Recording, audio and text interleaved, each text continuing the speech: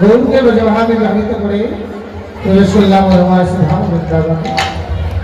সবাই মিলে একটা ভজন গাইব, সবাই মিলে হাতে করে তালি দিয়ে মায়েরা, বাবা মা ভাই বোন সবাই মিলে জাতি ধর্ম নির্বিশেষে সবাই মিলে গাইব রাধারানী জয় গান। কেমন সবাই একসঙ্গে ছোট্ট করে গাইব। মায়ের ধরে দাও, এটাই হরি বল হরি বল হরি বল হরি বল হরি বল।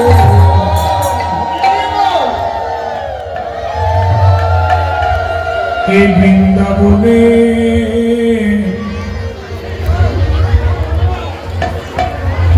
রাধে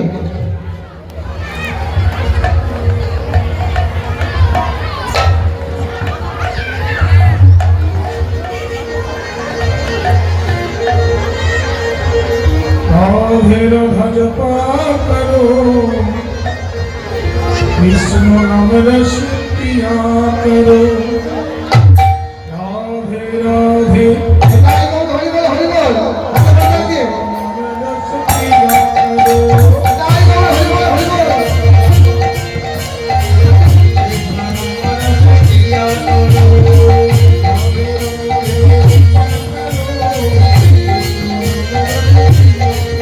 রাধে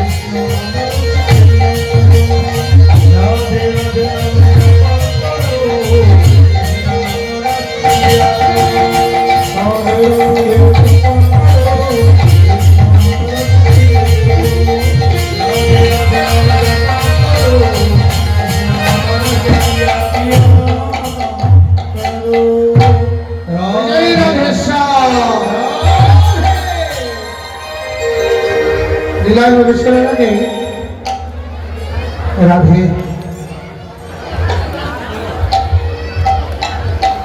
বাবা মায়ের চরণে কমিটি তরফ থেকে একটা নিবেদন। দিদি ভাইরা এত বড় একটা রাষ্ট্রীয় যজ্ঞ 4 দিনের অনুষ্ঠান, অনেকদিন পর তোমাদের গ্রামে এলাম, প্রায় 18 বছর পরে এলাম। তোমাদের করবে ভিক্ষাকে কি করবে মায়েরা? সে ভিক্ষা করবে চাদর তো দাও, চাদর তো দাও, আমি একটু ভিক্ষা করে দিই তোমাদের। চাদর তো দাও, চাদর দিয়ে দাও, একটা চাদর দাও। আরে অল্প সময় মায়েরা শোনো, তোমাদের কাছেই বলি, মায়ের জাত তো লক্ষ্মী ভান্ডার পাও তো সবাই নাকি? ও ওটা বন্ধ হয়ে গেছে, অন্নপূর্ণা ভান্ডার। যাই হোক, এ বিষয়ে কথা বলছি না আর বেশি। তো শোনো, কমিটির তরফ থেকে আমি তোমাদের কাছে ভিক্ষা চাইছি যে আপনাদের অনুষ্ঠান, কীর্তন দল, সেবার ব্যবস্থা, মন্দির,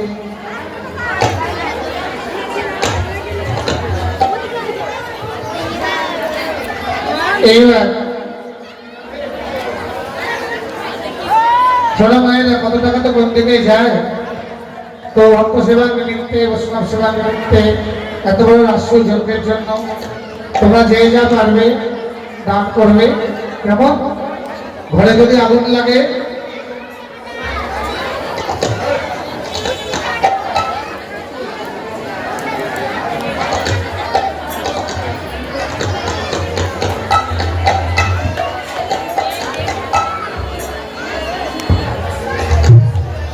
এইবার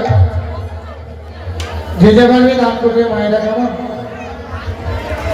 অন্তত পক্ষে 3 জন মায়েরা তোমাদের কাছে ভিক্ষা চাইছি। আগে 100 টাকা করে 3 জন দেবে, আমি নেবো, তারপর মায়েদের ছিনতে তোমাদের পায়ে হাত দিয়ে বললাম। এতগুলো মায়েদের মধ্যে 3 জন মা দাঁড়াতে পারবে না, 100 টাকা করে নেবো 3 জন মায়ের কাছে। তারপরে যে যা পারবে দেবে, কত টাকা দিতে যাবে আমাদের, এদিক ওদিক করতেই টাকা চলে যাবে। তো যদি দাও, আচল করতে দাঁড়াবো, 3 জন মায়ের একটু উঠে এসো, কেউ না কেউ এসো, এটুকু দেবে। অনেকগুলো আমি নিয়ে যাবো, আমি নিয়ে যাবো, কমিটি থাকবে। 3 জন মায়ের কাছে চাইছি 100 টাকা করে, বেশি চাইনি। কে কে দেবে?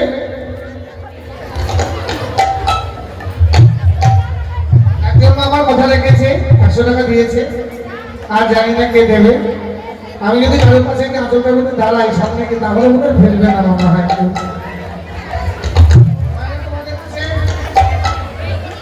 অন্ততপক্ষে 2 জন মার এসো, 100 টাকা করে দাও, তারপরে আমি মায়েদের দিয়ে দেবো। রাধে।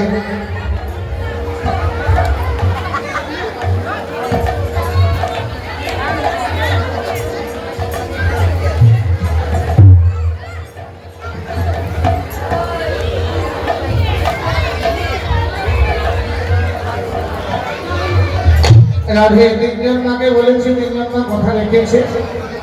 এবার তোমরা নাও, তোমরা এবার আস্তে করে মাথা করি করো, ভিক্ষা করো, আমি আমার একটা গান করি। কার চাদর এটা নাও মায়েরা, হরি বল।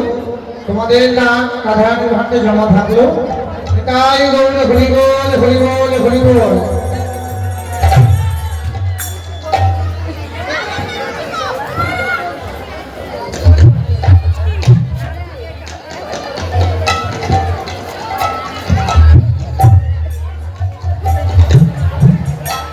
জয় রাধেশ্যাম।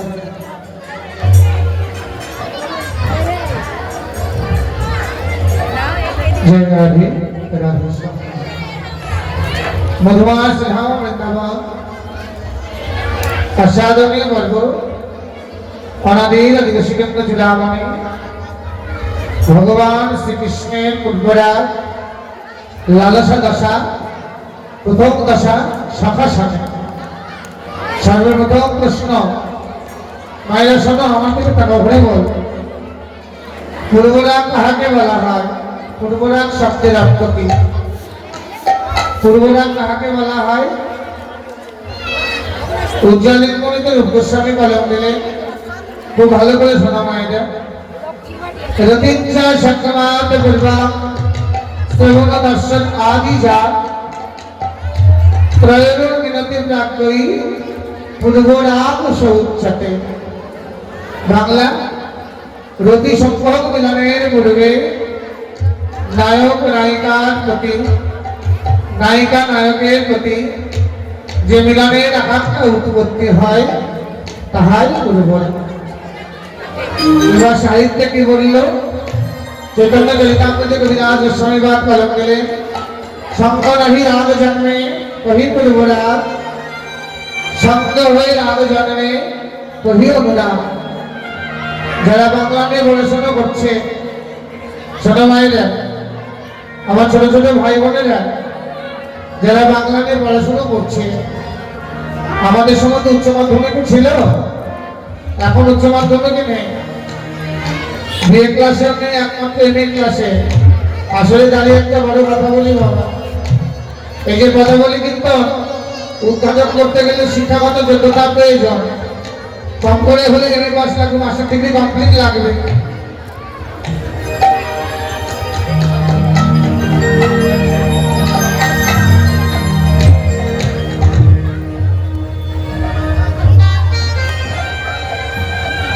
মাস্টার ডিগ্রি কমপ্লিট লাগবে, তাছাড়া কথা বলে কিন্তু উদ্ঘাটন করা যায় না। আর আমার মতো মূর্খের ক্ষেত্রে তো নয়, যারা আসতে পড়াশোনা করছে বাংলা নিয়ে তারা বলতে পারবে।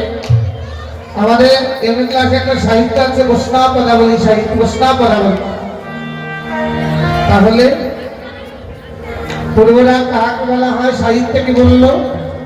সাহিত্যিক সঙ্গ হয় না, অথচ শ্রবণে দর্শনে নায়ক নায়িকার প্রতি, নায়িকা নায়কের প্রতি যে মিলনের আকাঙ্ক্ষা উৎপত্তি হয় তাহাই হলো পূর্বরাগ। এইবার পূর্বরাগ কত প্রকার? পূর্বরাগ দুই প্রকার। শ্রবণ দর্শন আদি যা, শ্রবণ নাম শুনেও হতে পারে, আবার দর্শন এক ঝলক দেখেও হতে পারে। যেমন জাগতিক জগতে স্কুল জীবনে পড়তে গিয়ে কোনো একটা ছেলে যার নাম হলো শ্যাম, হয়তো কোনো বান্ধবীর মুখে, কোনো বন্ধুর মুখে শুনল যে তমাদিকা নামে মেয়েটা খুব সুন্দর দেখতে, তাকে কখনো দেখেনি মা, মনে মনে চিন্তা করলে একে যদি আমি ভালোবাসার মানুষ করতে পারতাম। এই যে নাম শুনে ভালোবাসা, তাকে বলা হয় পূর্বরাগ। শ্রবণ দর্শন আদি যা, দেখে কেমন? যেমন বিয়ে বাড়িতে ছেলেরা বরযাত্রী এসেছে, মেয়েরা চা কফি পরিবেশন করছে, তার মধ্যে একটা ছেলে একটা মেয়েকে কোনোদিন দেখেনি, সর্বপ্রথম দেখলো, দেখার পরে মনে মনে চিন্তা করলে মেয়েটাকে যদি আমি মনের মানুষ করতে পারতাম। এই যে ভালোবাসা জন্মালো, এটাই পূর্বরাগ। এবার শ্রবণকে কয় ভাগে ভাগ করলো? উজ্জ্বল নিম্নতর গোস্বামী রাধারানীর পূর্বরাগে শ্রবণকে ভাগ করলে 5 ভাগে। নাম শ্রবণ, সখী মুখে শ্রবণ, ভাত মুখে শ্রবণ, পরশী মুখে শ্রবণ, আর বংশীধ্বনি শ্রবণ। 5 ভাগে ভাগ করলেন। আর দর্শনকে ভাগ করলেন, দর্শনকে ভাগ করলেন 3 ভাগে। চিত্রপট দর্শন, স্বপ্ন দর্শন, আর সাক্ষাৎ দর্শন। এবার পূর্বরাগ শব্দের অর্থ কি? পূর্বরাগ মানে পূর্ব দিক, আর রাগ মানে ক্রোধ নয়। কিন্তু পূর্ব মানে প্রথম, রাগ মানে ভালোবাসা। প্রথম ভালোবাসা কার? আজকে ভগবান শ্রীকৃষ্ণের ফার্স্ট লাভ, প্রথম ভালোবাসা ভগবানের। কেন মায়েরা? দেখো আজকে সকাল থেকে হলো শ্রী রাধার পূর্বরাগ, আর সন্ধ্যে থেকে চলছে এখন ভগবান শ্রীকৃষ্ণের পূর্বরাগ। কিন্তু আমরা ভাগবতে পেয়েছি আগে ভগবান শ্রীকৃষ্ণের জন্ম, তারপরে আমাদের রাধারানীর জন্ম, তাই তো? কিন্তু পূর্বরাগের বেলায় আগে রাধারানীর পূর্বরাগ, তারপরে ভগবান শ্রীকৃষ্ণের পূর্বরাগ। কেন? এটার কারণ কি মায়েরা জানো? এর কারণ হলো একটা, ভক্তের যদি ভালোবাসা না থাকে ভগবানের কখনো ভালোবাসা থাকতে পারে। আমি যদি কাউকে ভালো না বাসি সে কি কখনো আমাকে ভালোবাসে? তুই মায়ের রাধে শোনো, আমি যদি কাউকে ভালো না বাসি, কেউ কি আমাকে ভালোবাসে? আমি যদি না কাঁদি, আমার জন্য কেউ কি কাঁদবে? যদি তাই হয়, তাহলে আগে ভক্তের ভালোবাসা, তারপর ভগবানের ভালোবাসা। আজকে দেখো ভালোবাসাটা কার? আমাদের ভগবান শ্রীকৃষ্ণ। জগতে যদি কেউ ভালোবেসে থাকে, একমাত্র রাধারানী গোবিন্দকে ভালোবেসেছিল, আর গোবিন্দ রাধারানীকে ভালোবেসেছিল। জগতে আর কেউ ভালোবাসে না। যে জাগতিক জগতের ভালোবাসা, আমি ভালোবাসি ভালোবাসি। জাগতিক জগতের ভালোবাসা কেমন মায়েরা জানো? চুড়ি কিনে দিস, মালা কিনে দিস, 3 মাস পর রিসার্চ করে দিস, আর 10টার পরে ফোন করিস। এই তো জাগতিক জগতের ভালোবাসা। আর আমাদের বোঝাপড়ার ভালোবাসা চৈতন্য চরিতামৃতে কবিরাজ গোস্বামী পাঠ করলেন, আত্মসুখ নাহি গোপীনাথ, কৃষ্ণ সুখ দিতে পারে সঙ্গম বিহার। তারা নিজের সুখের জন্য গোবিন্দকে ভালোবাসত। গোবিন্দকে ভালোবাসত কেন জানো? তাতে আমাদের কৃষ্ণ সুখ। গোবিন্দকে ভালোবাসত না, ভালোবাসত কাকে? গোবিন্দের সুখ, যাতে আমাদের কৃষ্ণ সুখে থাকে। যে ভালোবাসার কোনো পরিমাপ হয় না। প্রেমের অর্থ কি? প্রেমের সংজ্ঞা কি? এই যে এত প্রেম প্রেম প্রেম প্রেম প্রেম, প্রেমের সংজ্ঞা কি? চৈতন্য চরিতামৃতে কবিরাজ গোস্বামী পাঠ করলেন, অষ্টম পরিচ্ছেদে আত্ম ইন্দ্র প্রতিবাঞ্ছা ধরে বলি কাম, কৃষ্ণ ইন্দ্র প্রতিবাঞ্ছা ধরে পেল না। আত্মার সুখের জন্য যা কিছু করবো সব কিছু মা, আর কৃষ্ণের সুখের জন্য যা কিছু করবো সব কিছু প্রেম। দেশ বিদেশে গান করি মা, সমবয়সী ছেলেরা বলে, এই ভাই চন্দনদা, রাধা কৃষ্ণ প্রেম করেছিল তখন হয়েছিল লীলা, আর আমরা প্রেম করলে দোষ। জাগতিক জগতের ভালোবাসা আর আমাদের বোঝাপড়ার ভালোবাসা এক নয়। যেমন চৈতন্য চরিতামৃতে কবিরাজ গোস্বামী পাঠ করলেন, অষ্টম পরিচ্ছেদে, গোপিকার সেই প্রেম নাহি প্রকৃত কাম, কাম শব্দে তাই কহিতাম না। কামের মতো, কিন্তু সেটা কাম নয়, শুধুমাত্র প্রেম। তার ধাতৃশ্য প্রমাণ মায়েরা শোনো, একটা ফ্রিজের মধ্যে দুটো মাটির ভাঁড় আছে, দুটো ভাঁড়ের মুখটাই সাদা। এইবার তোমাকে যদি বলা হয় যে ভাঁড়ের দুটো ফ্রিজের মধ্যে দুটো ভাঁড় আছে, মাটির হাঁড়ি, এবার কার মধ্যে কি আছে বলতে পারবে? দুটো তো সাদা, একই রকম দেখতে। যখন এই ভাঁড়টাকে তুলে মুখে দিলে, এই গালে দিলে ভাব মিষ্টি, কারণটা দই। আবার এই ভাঁড়টাকে তুলে যখন এই গালে দিলে, আহ, মুখটা পুড়ে গেল, তখন বুঝতে পারছো একই রকম দেখতে, কিন্তু এক নয়। যেমন বট গাছের তলায় গিয়ে একটা বটের ডাল ভাঙতে দেখবে, দুধ বেরোচ্ছে, দুধ তো নয়, বটের আঠা সাদা। তদ্রূপ জাগতিক জগতের ভালোবাসা আর আমাদের বোঝাপড়ার ভালোবাসা এক নয়। বোঝাপড়ার ভালোবাসা জগতে কাহার সঙ্গে তুলনা হবে না। কেমন জানো? গোবিন্দ যখন বৃন্দাবন ছেড়ে চলে গেছে, রাধে মায়েরা আমার দিকে তাকাও, শোনো, হরিব। গোবিন্দ যখন বৃন্দাবন ছেড়ে চলে গেছে, তারপর আর সিংহাসনে রাজা। বৃন্দাবনের কি দশা আমরা তো সবাই জানি। এইবার উদ্ধব একদিন ভগবান শ্রীকৃষ্ণের মনে পড়ে গেছে ব্রজের কথা। উদ্ধবকে ডেকে বললো, উদ্ধব, রথ সাজিয়ে দিচ্ছি, যাবি একটু ব্রজে? জেনে আয় না ভাই, ব্রজের কুশল জেনে আয়। উদ্ধবকে নিজে হাতে সাজিয়ে দিল। উদ্ধব আর কৃষ্ণ কিন্তু একই রকম দেখতে, একই রকম বসত করতেন, একই রকম ধরাচুরা বাসি, একই রকম গায়ে রং, কিন্তু তফাৎ উদ্ধবের হাতে বাসি নেই আর গোবিন্দের হাতে বাসি ছিল, এইটুকুই তফাৎ। উদ্ধব রথে করে বৃন্দাবনে এসেছে। দেখো মায়েরা, ব্রজের ভালোবাসা কেমন। কেননা ভুজঙ্গনার ভালোবাসা হলো পরকীয়া ভজন। এই যে পূর্বটা, এটা হলো পরকীয়া ভজন। চৈতন্য চরিতামৃতে রবিরাজ গোস্বামী পাঠ ফলক মিলে পরকীয়া ভজনে হয় প্রেমের উল্লাস, ব্রজেও মিলে নাহি হয় অন্যত্র বাস। একমাত্র ব্রজেই সম্ভব, একমাত্র ভুজঙ্গনা আর ভগবান শ্রীকৃষ্ণ তার সাদৃশ্য প্রভাব। আজকে উদ্ধার এসেছে বৃন্দাবনে। রাখালেরা হাতে ফল নিয়ে একবার করে খেয়ে দেখেছে। দাঁড়িয়ে আছে সেই ছোট্ট থেকে খেলা খেলতো ভাই কানানের সামনে। উদ্ধবকে দেখে চিনতে পারেনি। কানান ভাইয়া এসেছিস, এইটা তোর জন্য ফল রেখেছি। উদ্ধব চেয়ে দেখছে এগুলো তো উচ্ছিষ্ট ফল, এঠো ফল। শুধু একটা কথা বললো, এগুলো তো উচ্ছিষ্ট ফল।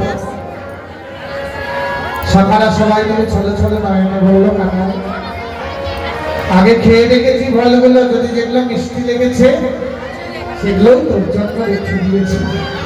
ভালোবাসা কেমন মাদাক্ষ। উদ্ধব বাবা আরেকটু যখন গেল রব, দুজনরা ঘেরি ঘেরি করে দাঁড়ালো। মাধব তুমি এসেছো মরা দেখে প্রাণ দিতে। আর কৃষ্ণ বই আমরা আর জানি না, তুমি ছাড়া আমরা আর কিছু জানি না। উদ্ধব কিন্তু শিক্ষিত, বৃন্দাবন গ্রাম মথুরা শহর। উদ্ধব শিক্ষিত, কিন্তু ভুজঙ্গনারা হলেও পড়াশোনা জানে না, মূর্খ তারা অশিক্ষিতা। উদ্ধব একটা প্রশ্ন করলো ভুজঙ্গনাদের জীবনে কি পেলে ভালোবেসে। ভুজঙ্গনা চোখের জল ছেড়ে দিয়ে বলল, আমার জন্য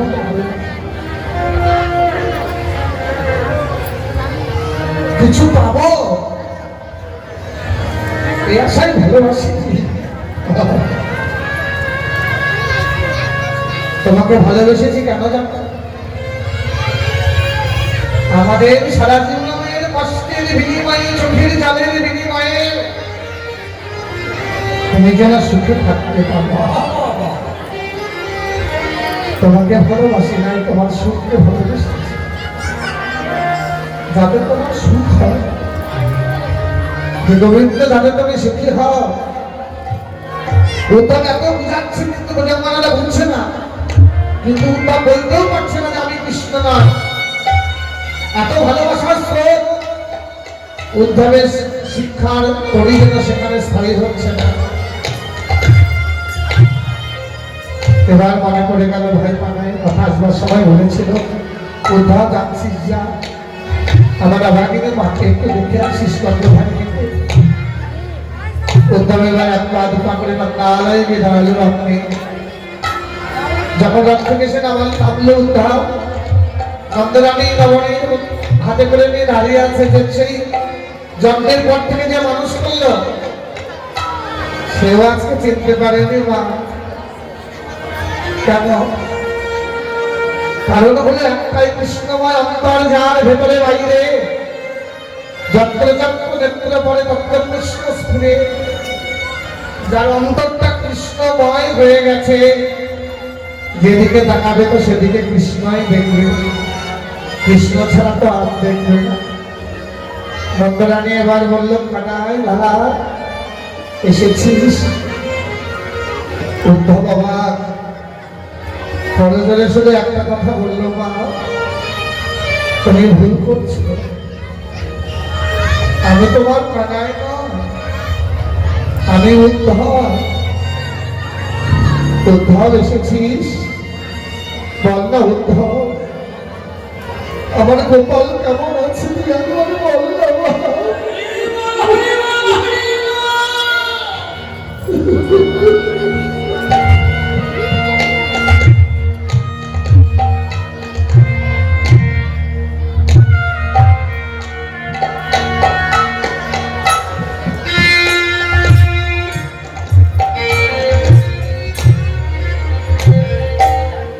উদ্ধব শুধু একটা কথা বলল, বাবু তোমার হাতে নবনীগুলো শুকিয়ে গেছে কেন? মা হাতের মধ্যে শুকিয়ে গেছে। এবার নন্দরানী আর কোনো জবাব দিতে পারলো না, উদ্ধবের ধরার অঞ্চলকে জড়িয়ে ধরলো, হাতটা ধরে টানতে টানতে নিয়ে গেল রন্ধনশালা।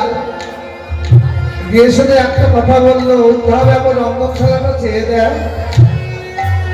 রন্ধনশালা বোঝো বা রান্নাঘর। উদ্ধব রান্নাঘরে চেয়ে চেয়ে দেখছে কি মাটির উনানে মাটির উনানে মাকড়সা জাল বেঁধেছে। নন্দরানীকে প্রশ্ন করলো উদ্ধব, মাটির উনানে মাকড়সা জাল বেঁধেছে কেন?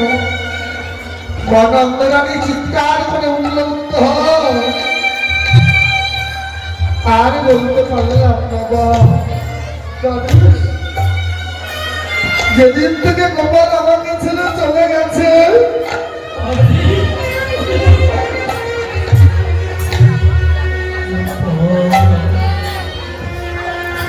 আমি আর রন্ধনশালায় আসি না, আমি আর রান্না করতে পারি না। উদ্ধবের জীবনে যে আমি সব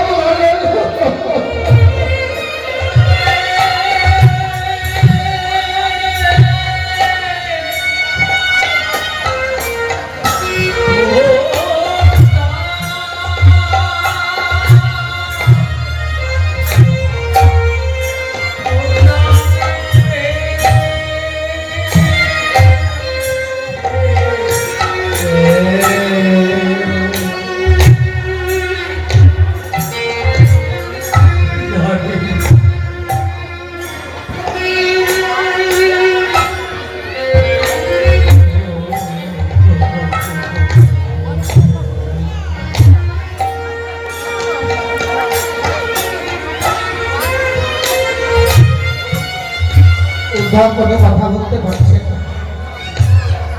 সেখান থেকে আবার রাতে উঠে চলে এলো রাজপথে। ললিতারা সঙ্গে দেখলো সবাই এসেছে, আমাদের শ্রীরাধা আসে। রাধাকে যাবতীয় সংবাদ দিয়ে তার বধূ এসেছে। ছুটতে ছুটতে যাবতে গিয়ে বললো, রাধে আজকে বোঝে কত আনন্দ। বললো কেন? বলে তো চেয়ে দেখ তোর বধূ এসেছে বৃন্দাবন। সঙ্গে সঙ্গে রাধারে নয়ন মুদ্রিত করলো, চোখ বন্ধ করলো। তারেশ্বরী আমার বধূ আসেনি? বলে হ্যাঁ তোর বধূ এসেছে, চেয়ে দেখ ওই দেখ বৃন্দাবনের কাজ করে দাঁড়িয়ে রাতের উপরে। সঙ্গে সঙ্গে রাধাকে নয়ন বন্ধ হয়ে আছে, চোখ বন্ধ করে নয়ন মুদ্রিত করে একটা কথা বললো, ললিতা রে এই আনন্দে তোরা আনন্দিত আমি নয়। তোরা যতই বল বধূ বধে এসেছে, আমার বধূ বধে আসেনি রে। ললিতা বললো কেমন করে জানলি? রাধারানী বললেন, সখীর শরীরে আমার বধূ যদি বৃন্দাবনে আসতো, সবার আগে জানতো আমার নাসিকা, আমার গোবিন্দের অঙ্গ গন্ধ, ভালোবাসাটা কোথায় মানাচ্ছে। আমি জানতাম আমার বধূ এলে বধূর অঙ্গ গন্ধ। ভালো মিলে